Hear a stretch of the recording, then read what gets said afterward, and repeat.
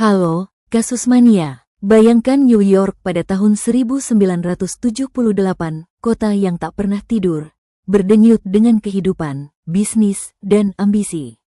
Di balik lampu-lampu neon dan hiruk-pikuk malamnya, berdiri Bandara Internasional John F. Kennedy, gerbang megah yang menjadi simbol kemajuan Amerika sekaligus jalur emas bagi uang tunai dan perhiasan yang datang dari Eropa.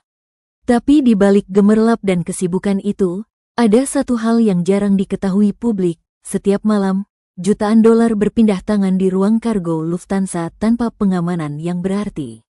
Dan disinilah semuanya dimulai. Seorang pria bernama Jimmy Burke, anggota mafia dari keluarga Lucis, mendengar rumor tentang pengiriman uang tunai besar dari Frankfurt ke New York. Informasi itu datang dari orang dalam, seorang karyawan Lufthansa yang terlilit utang dan rela menjual rahasia demi uang cepat. Bagi Burke, ini bukan sekadar peluang, tapi kesempatan sekali seumur hidup. Ia menyusun rencana detail, cepat, bersih, tanpa darah, dan harus berhasil dalam satu malam. Tanggal 11 Desember tahun 1978, dini hari yang dingin dan berkabut, sekelompok pria bersenjata menyusup ke kompleks kargo Lufthansa di Bandara JFK. Dalam waktu kurang dari 60 menit, mereka berhasil membawa kabur uang tunai dan perhiasan senilai 5,8 juta dolar, menjadikannya salah satu perampokan terbesar dalam sejarah Amerika Serikat. Tidak ada tembakan, tidak ada alarm, hanya kesunyian yang menelan bukti kejahatan sempurna. Namun, seperti banyak kisah besar dalam dunia kriminal, keberhasilan itu menjadi awal dari kehancuran. Dalam beberapa bulan setelahnya, satu persatu anggota kelompok itu menghilang atau ditemukan tewas dalam keadaan mengenaskan. FBI kebingungan, mafia bungkam, dan publik terpukau oleh kisah yang terdengar seperti film, padahal semua terjadi di dunia nyata. Kasus mania, inilah kisah tentang uang, pengkhianatan, dan keheningan yang lebih mematikan dari peluru. Selamat datang di The Lufthansa Heist. Tanggal 11 Desember tahun 1978, dini hari yang dingin di Bandara JFK, New York. Sebagian besar kota sudah terlelap, tapi di terminal kargo Lufthansa, beberapa pekerja malam masih sibuk memindahkan peti-peti logam berisi uang tunai dan perhiasan dari penerbangan Eropa. Mereka tidak tahu, malam itu akan menjadi bagian dari sejarah kejahatan paling berani di Amerika Serikat. Tepat pukul 3.12 pagi, sebuah van tanpa tanda berhenti di area kargo. 6 pria bertopeng dan bersenjata turun dengan tenang, mengenakan pakaian petugas bandara palsu. Mereka tahu persis kemana harus melangkah, setiap pintu, setiap lorong, bahkan kode keamanan ruangan penyimpanan. Ini bukan perampokan spontan, ini adalah operasi terencana dengan intel dalam. Pemimpin lapangan operasi malam itu dikenal dengan nama samaran Louis Werner, seorang karyawan Lufthansa yang memberi semua informasi krusial kepada Jimmy Burke, dalang di balik layar. Werner tahu kapan uang datang, di mana disimpan, dan siapa yang bertugas berjaga. Ia bahkan memberitahu bahwa malam itu hanya ada 6 orang di shift malam, angka yang mudah diatur. Para perampok menyandera para penjaga tanpa kekerasan berarti. Mereka bergerak cepat dan terkoordinasi, seperti unit militer yang terlatih. Salah satu penjaga yang berusaha menekan alarm diancam dengan pistol dan diborgol ke pipa air. Sementara itu, 2 pelaku lainnya menahan kepala keamanan di ruang kantor dan memaksanya memberikan kunci ke ruang kargo 7, tempat peti uang Lufthansa disimpan. Begitu pintu dibuka, tumpukan uang tunai dalam bundelan besar menyambut mereka, dalam pecahan 50 dan 100 dolar, dibungkus rapi dalam kontainer logam dari Jerman. Mereka bekerja cepat, memindahkan peti-peti itu ke dalam van dengan total nilai sekitar 5 juta dolar tunai dan 875.000 dolar perhiasan, jumlah yang setara lebih dari 25 juta dolar di nilai sekarang. Seluruh operasi berlangsung hanya 58 menit. Tidak ada satupun tembakan, tidak ada alarm berbunyi, dan para pelaku menghilang sebelum matahari terbit. Ketika pekerja pagi tiba di bandara, mereka hanya menemukan gudang kosong, borgol berserakan, dan satu penjaga yang masih gemetar ketakutan. Begitu berita itu keluar, Amerika gempar. Headline besar di surat kabar keesokan harinya berbunyi, $5.8 milionVANISHES from JFK, Lufthansa ROBBERYSTUNS New York. Media menggambarkannya sebagai The Perfect Heist, perampokan sempurna yang bahkan membuat FBI kebingungan mencari celah. Di sisi lain kota, Jimmy Burke merayakan keberhasilan itu di sebuah bar kecil di Queens bersama rekan-rekan mafia dari keluarga Lucis. Tapi di balik tawa dan minuman keras, ada rasa takut yang diam-diam menyelinap. Burke tahu, semakin banyak orang yang tahu soal uang itu, semakin besar kemungkinan rahasia bocor. Dalam beberapa minggu, tanda-tanda itu mulai muncul. Seorang anggota kelompok, Tommy DeSimone, mulai berfoya-foya, membeli mobil baru dan memamerkan uang tunai, melanggar perintah keras Burke untuk tetap tenang. Seorang lainnya, Stax Edwards, yang seharusnya membuang van bekas perampokan, justru meninggalkannya di jalanan Brooklyn, penuh sidik jari. FBI segera menemukan van itu, dan sejak saat itu, tekanan terhadap Burke dan kelompoknya meningkat tajam. Tapi yang terjadi berikutnya jauh lebih gelap dari sekadar penangkapan. Satu persatu anggota yang terlibat menghilang secara misterius, sebagian ditemukan tewas, sebagian tak pernah ditemukan sama sekali. Masyarakat hanya melihat headline tentang perampokan terbesar di bandara JFK, tapi di balik layar, perang dingin antar geng dan pengkhianatan sedang dimulai. Uang sudah berpindah tangan, tapi bagi Jimmy Burke, masalah baru saja dimulai. Kasus mania, untuk memahami The Lufthansa Heist, kita harus mengenal pria di baliknya, James Jimmy DeGene Burke. Ia bukan sembarang penjahat. Burke adalah otak kriminal yang tenang, cerdas, dan berpengalaman dalam mengatur perampokan bersih tanpa meninggalkan jejak. Di dunia mafia New York, Burke dikenal bukan karena kekerasan, tapi karena perhitungannya. Ia tidak pernah menarik pelatuk tanpa alasan, tapi begitu seseorang melanggar kepercayaannya, nasib orang itu sudah ditentukan. Jimmy Burke bukan anggota resmi keluarga mafia Lucis, karena ia berdarah Irlandia, dan hanya mereka yang berdarah Italia yang bisa menjadi anggota penuh. Namun, status outsider justru membuatnya lebih berbahaya. Ia bebas bergerak, tidak terlalu diawasi, dan punya jaringan luas di berbagai lapisan dunia kriminal. Dengan koneksi kuat pada keluarga Lucis melalui Paul Vario, Burke menjadi semacam kontraktor bebas untuk pekerjaan besar, perampokan, penyelundupan, dan pencucian uang. Motif utama perampokan Lufthansa sederhana, uang. Tapi di dunia mafia, uang bukan sekadar alat tukar, uang adalah kekuasaan. Burke tahu bahwa uang tunai senilai jutaan dolar itu bisa mengubah nasib siapapun. Dengan uang sebesar itu, ia bisa memperluas pengaruhnya, melunasi utang ke keluarga mafia lain, dan memperkuat posisinya di bawah Paul Vario. Ia bahkan bisa membangun jaringan kejahatan sendiri. Namun ada sisi lain yang lebih gelap, paranoia. Burke hidup dalam dunia di mana kesetiaan bisa dibeli, dan pengkhianatan bisa datang dari sahabat terdekat. Karena itu, begitu uang berhasil dicuri, ia segera memerintahkan semua anggota kelompok untuk tidak melakukan apapun yang mencolok. Tidak membeli barang mahal, tidak memamerkan uang, dan tidak bicara pada siapapun. Tapi seperti kebanyakan rencana besar, yang hancur bukan karena musuh, melainkan karena orang sendiri. Beberapa anggota kelompok mulai kehilangan kendali. Tommy DeSimone, misalnya, dikenal brutal dan haus pengakuan. Ia mulai pamer uang dan bahkan menceritakan keterlibatannya pada orang luar. Bagi Burke, itu ancaman besar. Ada juga Stax Edwards, yang gagal membuang van bekas perampokan dan malah meninggalkannya di tempat umum. Ketika FBI menemukan van itu, Burke tahu waktunya untuk merapikan urusan.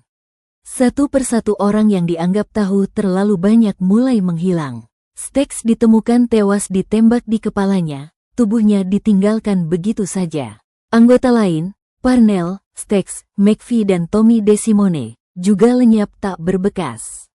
Dalam waktu kurang dari setahun, hampir semua orang yang terlibat dalam perampokan itu mati atau menghilang. Bagi dunia luar, seolah tidak ada yang tahu kemana uang hasil rampokan itu pergi. Tapi di kalangan mafia, semua paham, Burke menyingkirkan siapapun yang bisa membocorkan rahasia. Ia menyimpan sebagian besar uang untuk dirinya, mencucinya melalui bisnis palsu dan perjudian ilegal. Tapi paranoia yang sama yang membuatnya berhasil juga menjadi racunnya sendiri. Ia tidak lagi mempercayai siapapun, bahkan orang-orang yang dulu menyebutnya keluarga. Motif perampokan Lufthansa akhirnya berubah bentuk dari ambisi menjadi ketakutan. Uang yang seharusnya membawa kekuasaan justru membawa kematian. Burke ingin menjadi legenda dalam dunia kriminal. Tapi untuk menjaga rahasia itu, ia harus membungkam semua saksi, termasuk sahabat dekatnya sendiri. Bagi FBI, pola itu jelas, setiap orang yang terlibat hilang, dan satu-satunya yang tersisa hanyalah Henry Hill, informan yang kelak membuka sebagian kisah ini kepada publik. Dari kesaksiannya lah kemudian dunia tahu bahwa Burke bukan hanya pencuri jenius, tapi juga pria yang tidak segan membunuh demi menjaga kesempurnaan kejahatannya. Kasus mania, dalam dunia kejahatan terorganisir, motif jarang sesederhana uang. Di balik setiap perampokan besar, selalu ada campuran antara keserakahan, loyalitas, dan rasa takut, tiga hal yang membuat seseorang seperti Jimmy Burke hidup lama di dunia kriminal, tapi mati perlahan dalam bayangan ketidakpercayaan. Beberapa jam setelah perampokan, FBI langsung mengambil alih penyelidikan. Kasus ini terlalu besar untuk dibiarkan ditangani oleh kepolisian bandara semata. Nilainya mencapai 5,8 juta dolar. Dan tekanan publik begitu tinggi hingga kantor FBI New York menerima panggilan hampir setiap jam. Tapi begitu para agen turun ke lapangan, mereka segera sadar. Mereka menghadapi sesuatu yang lebih dalam dari sekadar perampokan. Mereka sedang berhadapan dengan mafia New York. Di awal penyelidikan, petugas menemukan sedikit sekali bukti. Tidak ada saksi yang mau bicara. Tidak ada sidik jari yang bisa diidentifikasi. Dan rekaman kamera pengawas di area kargo ternyata rusak malam itu. Hanya satu petunjuk yang tersisa, van bekas perampokan yang ditemukan 2 minggu kemudian di sebuah jalan di Brooklyn, ditinggalkan oleh Stex Edwards. Di dalamnya terdapat sisa sidik jari dan serat pakaian, tapi tidak cukup untuk menangkap siapapun. FBI kemudian memusatkan perhatian pada satu nama, Jimmy Burke. Burke sudah lama dikenal di kalangan penyidik sebagai otak di balik berbagai perampokan besar. Namun, seperti biasa, tidak ada bukti fisik yang bisa menjeratnya. Ia juga dikenal sangat berhati-hati, tidak pernah meninggalkan jejak, tidak menggunakan telepon untuk urusan penting, dan selalu menyingkirkan saksi sebelum mereka sempat membuka mulut. Meski begitu, agen-agen FBI mencium adanya pola aneh. Dalam beberapa bulan setelah perampokan, banyak orang yang dikaitkan dengan kasus ini mulai menghilang atau ditemukan tewas. Salah satu agen, Ed McDonald, menggambarkannya seperti membersihkan papan catur satu persatu. Dari 20 orang yang diduga tahu sesuatu tentang perampokan Lufthansa, lebih dari separuh mati sebelum bisa dimintai keterangan. Namun titik balik penyelidikan datang dari orang dalam kelompok itu sendiri, Henry Hill. Hill adalah rekan dekat Jimmy Burke dan anggota jaringan mafia lucis yang pernah terlibat dalam bisnis narkoba dan perampokan. Ketika FBI menangkap Hill pada tahun 1980 karena kasus narkoba, mereka menawarkan kesepakatan, kekebalan hukum jika ia mau bersaksi dan membuka rahasia kejahatan Burke. Dalam tekanan, Hill akhirnya setuju. Kesaksiannya mengguncang dunia bawah tanah New York. Hill mengungkap detail tentang perampokan Lufthansa, menyebut nama Jimmy Burke sebagai dalang utama, dan menjelaskan bagaimana Burke menyingkirkan semua orang yang terlibat untuk menutup jejak. Ia menggambarkan Burke sebagai sosok dingin, penuh perhitungan, dan mampu membunuh tanpa ekspresi. Dalam satu kesaksiannya, Hill berkata, Jika Jimmy menatapmu lama tanpa bicara, itu artinya kau tidak akan melihat matahari esok hari. Berdasarkan kesaksian Hill, FBI mulai merangkai ulang potongan-potongan kasus. Mereka menghubungkan Burke dengan sejumlah pembunuhan pasca perampokan, termasuk Stax Edwards dan Tommy DeSimone. Namun ironisnya, meski banyak bukti mengarah padanya, Burke tidak pernah didakwa atas perampokan Lufthansa secara langsung. Ia akhirnya dipenjara karena kasus narkoba dan pembunuhan lain yang terungkap melalui kesaksian Hill. Sementara itu, Henry Hill masuk ke dalam program perlindungan saksi federal, WITSEC, karena hidupnya terancam setelah mengkhianati mafia. Ia berpindah-pindah identitas selama bertahun-tahun, menulis buku, dan menjadi sumber utama kisah nyata yang kemudian diadaptasi menjadi film legendaris tahun 1990, Goodfellas, karya Martin Scorsese. Dalam film itu, kisah Lufthansa Hayes menjadi salah satu adegan paling diingat, menggambarkan bagaimana keserakahan dan ketakutan menghancurkan sebuah keluarga mafia dari dalam. Hingga hari ini, FBI secara resmi tidak pernah memulihkan uang hasil perampokan Lufthansa. Semua uang tunai dan perhiasan itu lenyap, diyakini dicuci melalui jaringan kejahatan internasional atau disembunyikan oleh Burke dan rekan-rekannya. Beberapa agen yang masih hidup bahkan mengaku yakin sebagian uang itu mungkin masih tersimpan di suatu tempat di New York, terkubur bersama rahasia para pelakunya. Kasus Mania. Investigasi Lufthansa Hayes menunjukkan satu hal, kejahatan terorganisir tidak selalu runtuh karena kekuatan hukum, tapi karena pengkhianatan dari dalam. Bukan bukti yang menjatuhkan Jimmy Burke, melainkan kepercayaan yang hancur. Kasus Mania, The Lufthansa Hayes bukan hanya sebuah kejahatan besar, ia menjadi titik balik dalam sejarah penegakan hukum dan dunia kejahatan terorganisir di Amerika. Perampokan senilai $5,8 juta itu mengguncang keyakinan publik bahwa bandara besar dan sistem keamanan modern mampu melindungi aset bernilai tinggi. Dalam sekejap, Lufthansa Hayes memperlihatkan kepada dunia bahwa bahkan di jantung ekonomi Amerika, mafia bisa menembus pertahanan yang tampak tak tergoyahkan. Dari sisi hukum, kasus ini memicu perubahan besar. Setelah perampokan itu, FBI dan otoritas penerbangan Amerika memperketat sistem pengawasan dan keamanan bandara. Jalur distribusi uang tunai dari luar negeri mulai diawasi ketat, dan prosedur keamanan kargo dirombak total. Tidak ada lagi pengiriman uang dalam jumlah besar tanpa pengawalan bersenjata. Bandara-bandara besar seperti JFK, Newark, dan O'Hare menerapkan sistem kamera dan penguncian ganda yang kelak menjadi standar nasional. Namun di balik itu semua, dampak paling besar justru terjadi di dunia bawah tanah. Perampokan Lufthansa memperlihatkan kepada publik betapa kuat dan rapinya jaringan mafia New York pada masa itu. Tapi ironisnya, keberhasilan ini juga menjadi awal kehancuran mereka. Setelah kasus ini, FBI meluncurkan operasi besar-besaran terhadap 5 keluarga mafia besar, Lucis, Gambino, Bonanno, Genovese, dan Colombo. Selama dekade 1980-an, puluhan anggota mafia ditangkap lewat Undang-Undang Baru RICO Act, Racketeer Influenced and Corrupt Organizations Act, yang memungkinkan penegak hukum menghukum seluruh jaringan kejahatan, bukan hanya pelaku individual.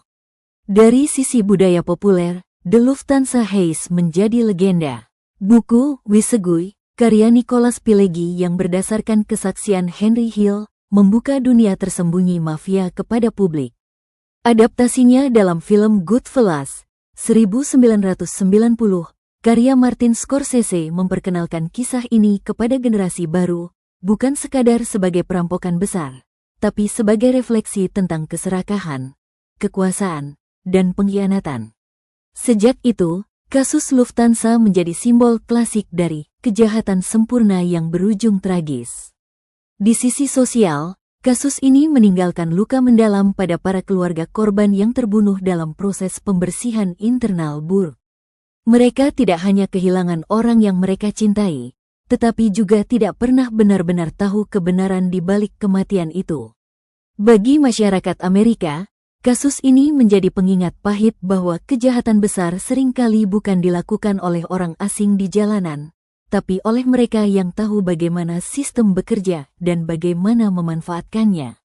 Kasus Mania, The Lufthansa Heist bukan hanya cerita tentang uang yang dicuri, tapi tentang bagaimana keserakahan bisa menghancurkan seluruh kerajaan.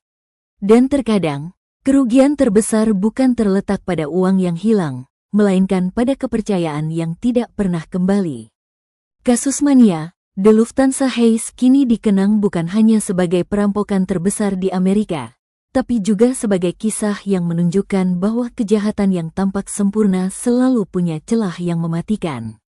Dalam waktu kurang dari 1 jam, Jimmy Burke dan kelompoknya berhasil mempermalukan sistem keamanan paling ketat di dunia. Tapi dalam tahun-tahun berikutnya, mereka semua kehilangan segalanya, uang, kebebasan, bahkan nyawa. Tidak ada tembakan di malam perampokan itu, tapi setiap pelaku akhirnya ditembak oleh nasib. Burke mati di penjara pada tahun 1996 tanpa pernah mengaku. Henry Hill hidup di bawah perlindungan saksi, menghabiskan sisa hidupnya sebagai bayangan dari dirinya sendiri. Dan uang hasil perampokan tidak pernah ditemukan, seolah ikut terkubur bersama mereka yang telah menumpahkan darah demi mendapatkannya. Di luar semua itu, kasus ini memberi pelajaran besar tentang harga dari keserakahan dan ketakutan. Burke ingin dihormati sebagai legenda, tapi justru dikenang sebagai simbol dari kehancuran yang ia ciptakan sendiri. Ia membuktikan satu hal, semakin sempurna sebuah rencana, semakin besar risiko runtuhnya karena sifat manusia. Karena dalam dunia kejahatan, musuh terbesar bukanlah hukum, tapi orang-orang yang pernah dianggap teman. The Lufthansa Heist adalah pengingat bagi kita semua bahwa setiap tindakan, sekecil apapun, selalu meninggalkan jejak. Kadang bukan jejak di tanah, tapi di hati manusia yang menyimpan rasa bersalah, atau di sejarah yang tak pernah bisa dilupakan. Jadi, kasus Mania, apakah kalian percaya ada yang namanya kejahatan sempurna? Atau mungkin, setiap kejahatan hanya terlihat sempurna, sampai akhirnya balasannya datang dengan cara yang tak terduga? Sampai jumpa di kasus berikutnya. Tetap waspada, tetap berpikir kritis, dan jangan pernah berhenti mencari kebenaran.